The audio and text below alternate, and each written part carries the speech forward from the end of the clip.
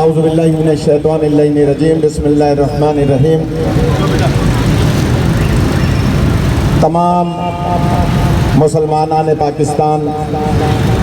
جانتے ہیں کہ قائد اعظم محمد علی جناح جو کہ بر صغیر کی اقوام کے نمائندے تھے اور نہ صرف اس زمانے کے مسلمان ان کو اپنا رہبر مانتے تھے بلکہ منصف مزاج، انصاف پسند غیر مسلم ہندو اور عیسائی بھی انہیں اپنا رہبر و رہنما مانتے تھے۔ لیکن اگر نہیں مانتے تھے تو وہ نہیں مانتے تھے جو قائد اعظم کو صرف اس وجہ سے نعوذ باللہ کافر اعظم کہتے تھے کہ وہ علی ولی اللہ پڑھنے والے تھے۔ قائد اعظم اثنا عشری شیعہ تھے۔ راجہ صاحب محمود آباد کے جو اثنا عشری شیعہ تھے، نظام حیدرآباد، بہت سارے لوگوں کو اس بات کا شاید علم نہ ہو کہ پاکستان سن 47 میں مارز وجود میں آیا اور سن 47 سے لے کے اور 48 کے مڈ تک پاکستان کا اپنا نوٹ نہیں تھا، اپنی کرنسی نہیں تھی۔ انڈیا کے نوٹ پر ربڑ کی مہر لگا کر حکومت پاکستان لکھا گیا تھا اور وہ نوٹ چلتا تھا انڈیا کا، لیکن حکومت پاکستان کے زیر اثر نظام حیدرآباد جو حیدرآباد دکن کے بادشاہ تھے، عثمان علی خان ان کا نام تھا، انہوں نے قائد اعظم سے کہا کہ آپ نوٹ کیوں نہیں چھاپ رہے؟ تو قائد اعظم نے کہا کہ جب تک اسٹیٹ بینک میں سونا نہیں ہوگا اس وقت تک نوٹ نہیں چھپ سکتا۔ جب تک سونا نہ ہو، آج بھی دنیا کا اصول ہے کہ جب تک سونا نہ ہو اس وقت تک نوٹ نہیں چھپتا۔ تو نظام حیدرآباد نے قائد اعظم سے کہا کہ آپ پانی کا خالی جہاز بھیج دیں، میں سونے کی اینٹوں سے پر کر کے اسے بھیج دوں گا۔ اس کا مطلب کیا ہوا کہ پاکستان میں فراست قائد اعظم کی تھی اور دولت نظام حیدرآباد اور راجہ صاحب محمود آباد کی تھی جو اثنا عشری شیعہ تھے۔ آج اگر کوئی پاکستان کا 5000 کا 1000 کا نوٹ جیب میں رکھتا ہے اور شیعوں کو کافر کہتا ہے تو اس کا مطلب ہے کہ وہ اس نوٹ کو جیب میں رکھ کے حرام کھا رہا ہے اور حرام کما رہا ہے۔ اس لیے کہ پاکستان کی اگر دولت بنی ہے تو شیعہ کی دولت کے ذریعے سے۔ آج پاکستان میں شیعہ نے حیدر کرار کی زندگی کو تنگ کیا جا رہا ہے۔ آج پاکستان میں انہی کی اولادیں حکومتوں میں آ رہی ہیں کہ جو قائد اعظم کو کافر اعظم اور پاکستان کی تحریک کو کفرستان کی تحریک کہتے تھے۔ ہم آرمی چیف سے اس رضویہ کے اس چورنگی پر، ناظم آباد رضویہ چورنگی پر کھڑے ہو کر یہ مطالبہ کر رہے ہیں کہ آپ نے کل کور کمانڈرز کی میٹنگ کی اور ہمیں خوشی ہے کہ اس میں آپ نے مچ کے اس واقعے پر تبادلہ خیال کیا اور جو ٹی وی میں دکھایا جا رہا ہے کہ آپ نے اس پر لاہ عمل بنایا۔ لیکن ہمارا مطالبہ یہ ہے کہ چند دن پہلے اس واقعے سے ان کانوں پر ایف سی تعینات تھی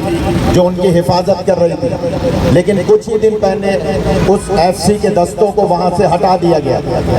میں یہ جو بھی حضرات ٹیپ کر رہے ہیں ان سے گزارش کروں گا کہ اس بات کو ہماری زیادہ سے زیادہ لوگوں تک پہنچائیں کہ اس بات کی تحقیق کریں کہ ان کان گنوں کے باہر جو ایف سی تعینات تھی وہ کس کے حکم سے ہٹائی گئی، اور اس کے بعد وہاں پر دہشت گردوں نے آ کر اور ان کے گلے کاٹے اور کربلا کی یاد تازہ کی۔ یہ گلے کاٹنے کی روایت یزید کی ہے اور بنو امیہ کی ہے۔ تو آج ہم نعرہ لگائیں گے یزیدیت، یزیدیت، یزیدیت۔ یزید کوئی کل کا ہو یا آج کا یزید ہو، وہ جان لے کہ اگر شیعت ختم ہو سکتی تھی تو وہ کربلا کے بعد ختم ہو جاتی، لیکن شیعت کو نہ کوئی ختم کر سکتا ہے،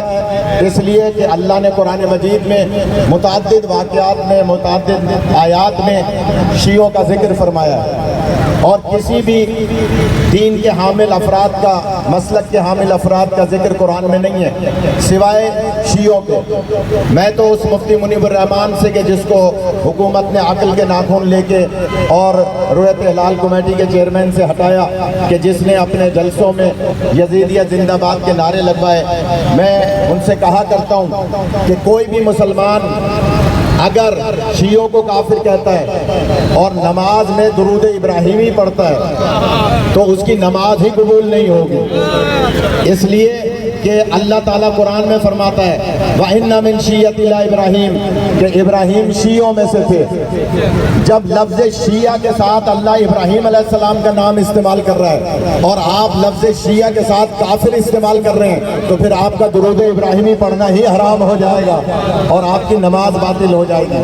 لہٰذا پاکستان ہم نے بنایا تھا، پاکستان ہم بچائیں گے۔ یہاں چوکوں پر کھڑے ہو کر، روڈوں پر کھڑے ہو کر ہمارا پورے پاکستان میں احتجاج کرنا یہ ہمارا دینی اور شرعی حق ہے، یہ ہمارا پاکستانی شہری ہونے کے ناطے یہ ہمارا حق ہے کہ ہم اور کچھ نہیں کر سکتے تو کم از کم روڈ پر نکل کر، یہ مائیں بہنیں یہاں بیٹھی ہیں، یہ دائیں بائیں حضرات کھڑے ہیں، یہ بتانے کے لیے کہ ہم مچ کے ان تمام صرف ہزارہ برادری نہیں، یہ ٹی وی پر چینل پر ہزارہ برادری ہزارہ برادری ہزارہ برادری کہہ کے اور گویا ایک مخصوص کر رہے ہیں اور محدود کر رہے ہیں کہ صرف ہزارہ برادری نہیں۔ اگر ہزارہ برادری کو بھی دیکھیں گے تو سن 65 کی جنگ میں موسیٰ خان ہزارہ نے پاکستان کو جتوایا تھا، تاریخ ہمارے سامنے ہے۔ یہی ہزارہ برادری موسیٰ خان کی قوم ہے کہ جس موسیٰ خان نے سن 65 میں پاکستان کو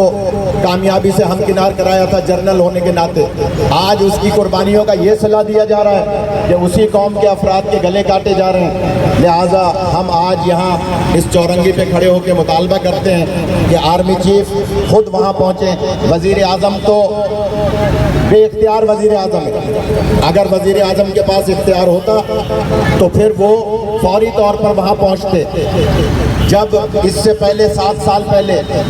اسی قسم کا واقعہ ہوا تھا تو یہ اپوزیشن میں تھے، سب سے پہلے پہنچنے والے یہی عمران خان تھے کہ جو وہاں پہنچ کر ان کے ساتھ ہمدردی کر رہے تھے۔ اس کا مطلب یہ ہوا کہ جب آپ حکومت سے باہر ہوتے ہیں تو جھوٹی ہمدردی کا اظہار کرتے ہیں، جب حکومت میں آ جاتے ہیں تو آپ کو اسلام آباد سے جہاز میں جانے میں کتنی دیر لگتی ہے۔ اگر ہمارا مطالبہ ہے کہ وزیر اعظم وہاں جا کر اور ان کے ساتھ ہمدردی کریں، ان کے مطالبات پر عمل درآمد کرائیں، تو پھر وزیر اعظم کو تو شرم آنی چاہیے۔ غیر ملکی، غیر مسلم وزرائے اعظم اپنے اپنے عوام کی ہمدردی کے لیے فوراً پہنچتے ہیں۔ یہاں آپ نے اپنے وزیروں کو بھیجا اور وہ بھی وزیر جو بے اختیار ہیں، وزیر اعلیٰ جو کہ دبئی میں تھا اور وہ آج آ کر اور وہاں مذاکرات کر رہا ہے، لیکن وہاں ان کے ساتھ کوئی ان کے مطالبات پر عملاً کام کرنے کا ہمیں انڈیا نظر نہیں آتا۔ لہٰذا ہم مطالبہ کر رہے ہیں حکومت سے کہ وزیر اعظم اور آرمی چیف صاحب آپ جائیں اور ان کے دردوں کو کا مداوع کریں اور ان کے مطالبات کو پورا کریں، اور اس کے بعد آئندہ اس قسم کے واقعات نہ ہونے کی شیورٹی دیں، اس لیے کہ اگر آپ تحفظ نہیں کر سکتے تو پھر آپ کو وزیر اعظم رہنے کا کوئی حق حاصل نہیں ہے۔ ہم ان مطالبات کو ایک مرتبہ پھر یہاں احتجاج کر کے نعروں کی صورت میں جہاں ایجنسیوں کے لوگ کھڑے ہیں وہ ہمارا یہ مطالبہ پہنچائیں، اس سے پہلے کہ ہم دوسرا روڈ بھی بند کر دیں، اس سے پہلے کہ پورا پاکستان بند ہو جائے۔ ہم پرامن شہری ہیں، ہم نے ایک طرف کا روڈ اس لیے بند کیا ہے تاکہ ہماری بات پہنچ جائے، اور اگر نہیں پہنچے گی تو پھر پورے پاکستان کی ریلوے بھی بند ہو سکتی ہے، پورے پاکستان کا نیشنل ہائی وے اور سپر ہائی وے بھی بند ہو سکتا ہے، پورے پاکستان میں ایک لاک ڈاؤن اس طرح کا ہو سکتا ہے جو آپ شاید کرونا کی وجہ سے بھی نہ کرا سکے ہوں، جو ہم شیعہ اس ملک میں اس قسم کا لاک ڈاؤن کریں گے کہ پھر آپ سے سنبھالے نہیں سنبھلے گا۔ لہٰذا ہمارا مطالبہ ہے کہ آپ جلد از جلد وزیر اعظم صاحب وہاں جا کر اور ان ورثہ کے ساتھ ہمدردی کے ساتھ ان کے مطالبات کو تسلیم کریں اور اس پہ عمل درآمد کرائیں۔ نعرہ تکبیر، سب مل کے جواب دیں، خواتین بھی نعرہ تکبیر، نعرہ رسالت، نعرہ حیدری، जालिमों जवाब दो, कातिलों जवाब दो, जालिमों जवाब दो। मैं इस मौके पर एक मुतालबा और करूंगा, ये बच्चे जो वीडियो बना रहे हैं ये बात ज़्यादा से ज़्यादा हाईलाइट करें कि चीफ जस्टिस ऑफ पाकिस्तान जो छोटी छोटी बातों पर आकर शोकाज नोटिस ले लेते हैं, खुद जो नोटिस लिया जाता है वो लेते हैं, तो आखिर इतना बड़ा सानिया हुआ है, इस पर वो क्यों नहीं नोटिस ले रहे हैं। और मैं गुजारिश करूंगा कि चीफ जस्टिस साहब, क्योंकि यहाँ हमारे वकील ठोकर साहब भी आ जाएं, थोड़ा सा बयान भी करें, और चीफ जस्टिस साहब से हम मुतालबा करेंगे कि वो खुद नोटिस लें इस वाक़े का और कातिलों को कैफर किरदार तक पहुँचवाएँ।